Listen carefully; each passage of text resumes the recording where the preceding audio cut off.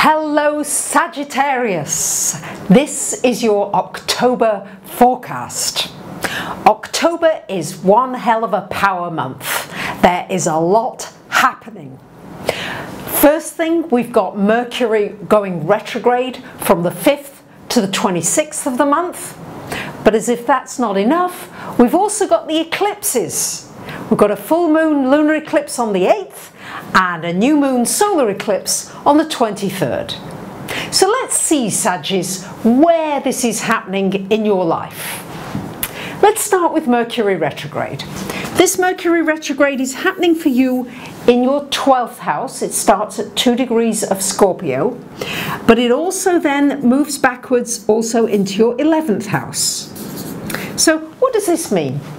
Well, Mercury retrograde, the usual things stand, okay? So make sure you double check, triple check any paperwork, any communications. There can be miscommunications at this time. Your technology. Change your passwords before it goes retrograde. Back up your hard drive. Take precautions. Astrology is wonderful at giving you warnings at things that are good to do at particular times and things that are less good. So it isn't that you can't go against those energies, it's just you can make your life much easier. Rather than swimming upstream, you can swim downstream.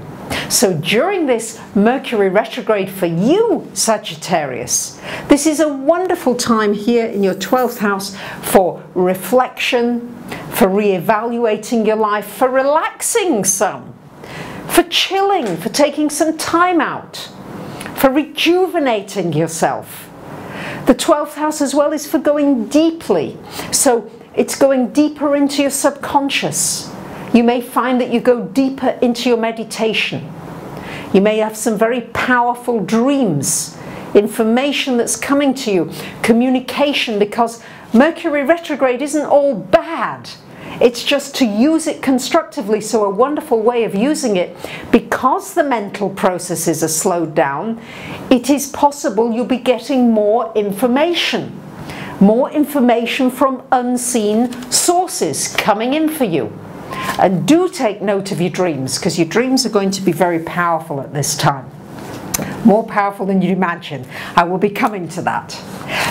As well, it's retrograding in your 11th house, which is a time to reflect on your circle of friends, the people you associate with. Are these the people you want to continue associating with? Do you want to change your circle of friends? It's time also to reevaluate, with Mercury retrograde there, your dreams, your wishes. You've also got Sun and Venus there for the first 3 and a bit weeks of this month as well. So it's reevaluating now friendships, relationships. There should be some nice things happening with your friends and the circle of people. And of course it could be an internet circle of people that you meet, that you really get inspired by, that you enjoy interacting with. It could be an astrology circle that you get involved with. It could be that you're also teaching, training others, working with other people. This is a wonderful time for any kind of ways in which you think you could contribute on a humanitarian level, helping people. Goodness knows we're living through some very challenging times. Reflect on where your place is in all of this. That's something you may also be looking at. Because as well, don't forget, Saggies, your birthday's coming around fairly soon. So it is a little bit of reflection. It's going to be good for you to look at this year, what you're happy with, what you'd like to improve on. And don't forget that Saturn is going to be coming into your sign, not something to get panicked about, but to know that this will be an opportunity for restructuring things in your life. So lots happening for you, Saggies. On the 8th of October, we've got a full moon lunar eclipse at 15 degrees of Aries, and it's happening here in your 5th house. So, Saggies, we've got a lot of fire energy happening this month, a lot of resonance, particularly for the first 3 weeks or so. These are not exactly trining, but the fire, you know, there is a resonance of fire here between Jupiter, Uranus and Mars in Sagittarius. So, and because you are a fire sign and Mars is in your sign for much of this month, this should enable you to have a lot of new beginnings, new inspiration, doing something on your own, doing something of a new business yourself, a new idea for a business that you could do, new ways of making money, new ways of connecting with people from overseas. All this is resonating in the background against this powerful lunar eclipse. So the lunar eclipse it's a powerful time often of completion, of endings, of letting go of something. So in the 5th house of children, maybe it's a child or a young person that you just need to allow to be free and do their own thing.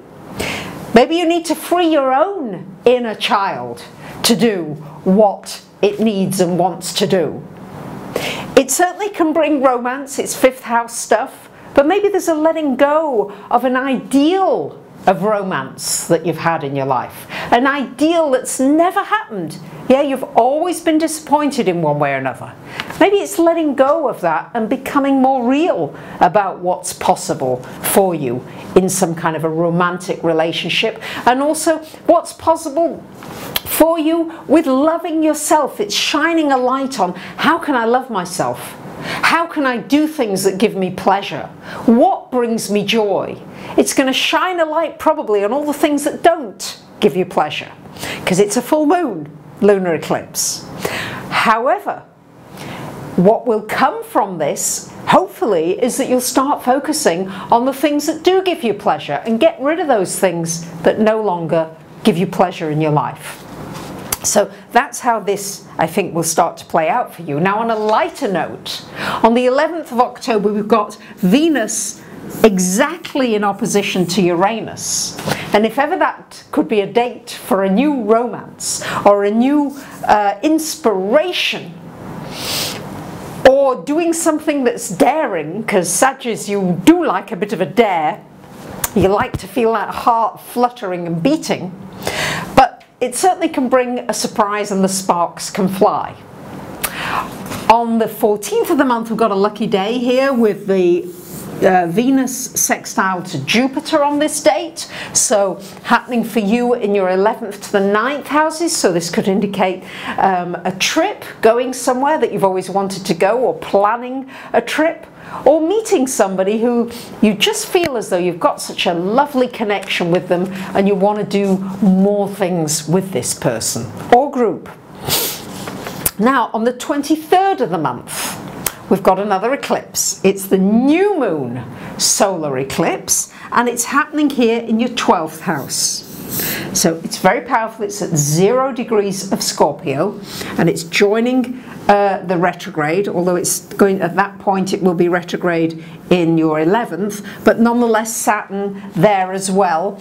And so the 12th house, a lunar eclipse here, you may have to face your fears, your obsessions, the things that have been worrying you, that bother you, but to gain inner strength.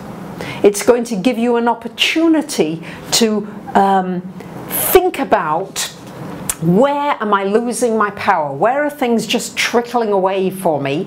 And how can I now regain my strength? How can I be more assertive in my relationships? It's tuning in very much. It's going to allow you to tune in to the unseen, to things that are not normally visible, and it can bring a relationship back into your life. The retrograde can do that, somebody from your past coming back into your life. You may get a better understanding of your past, and it may help you understand where you are in your life now, so that you can move forward again, especially when birthday comes next month for the early Sagittarius, and the following month for your later ones. But it's definitely a time of certain closures happening, and for going more deeply, for meditating, for taking quiet moments out to get in tune with all the things that you're really missing in the busyness of most of your days. On October the 24th, we've got the Sun coming in this house. Also on the 24th, we've got Venus in the 12th, and they're conjunct on the 25th. If ever somebody from your past, or somebody you've been longing for, or a relationship, or an understanding of a relationship can come in, it's towards the end of the month. This should be a lovely time for being peaceful, for having alone time. Make sure, Saggies, you do get some alone time. This is going to be important, it's going to be valuable. Don't look outside yourself for too many of the answers. Start looking internally. Because with these eclipses, the effects of them lasts for 6, even 9 months afterwards. So it's really important, if you start a habit of meditating, you start a habit of finding that quiet time, of writing, journaling, this will hold you in really good stead for the rest of the year. There are internal changes that often take place during eclipses, not necessarily big wham-bam external events, although there can be. And I'm anticipating that in our world there will be some big events during this eclipse season, but they will unfold over the following 6 months. Mars in your first house till the 26th of the month, you should have a burst of energy.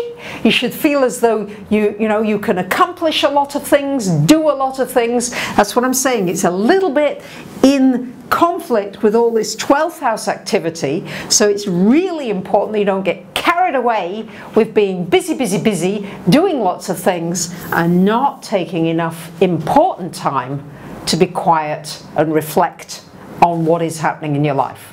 A good thing to do maybe is when you go to sleep every night, just before you go to sleep, run through the day in your mind. Run through, how do I feel about that day? Think about all the interactions, all the people you met, you talked to, you interacted with.